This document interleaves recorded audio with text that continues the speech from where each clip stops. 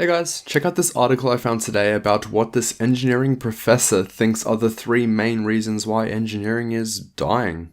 So let's see what he has to say. And to quote him verbatim, the first one is, engineering education is upside down and backward. Engineering education is a math-science death march in which mathematics and science are viewed as the fundamentals, and design and technology are viewed as mere applications.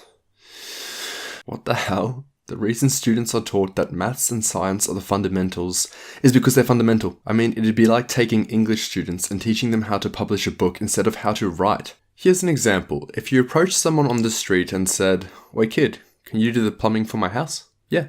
How hard can that be? I'd guarantee that you'd have no water pressure, your pipes would fall apart immediately, and you'd probably get Ebola from the materials they used. Because to do a decent job, you need to understand head pressure, friction factors, fatigue, material properties, stagnation points, flow rate, and a million other things that determine whether or not your plumbing is any good or not. Which requires maths and science, so obviously engineers need them. Moving on.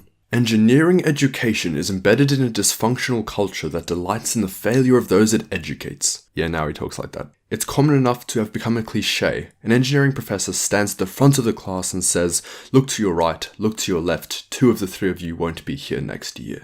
Yeah, engineering professors do that, and the culture is exactly like that. But I'll tell you why they're actually doing the students a favor, and to do that, let's talk about depression. If someone is depressed, never say to them, "It'll get better," because that implies that they're abnormal, which makes them feel alone, which makes them more depressed.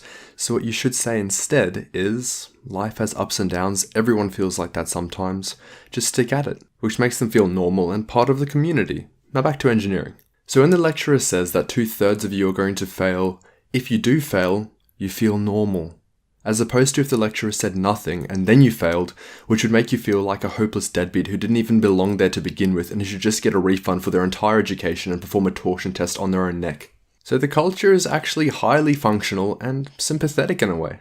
Finally, this kid says, Engineering is perceived as a low-status profession in which the engineer is socially captive to the will of non-engineers. There is a belief that engineers often work in organizations in which they have little control over the work they do, following the orders of professional managers who carry out goals set by corporate chieftains.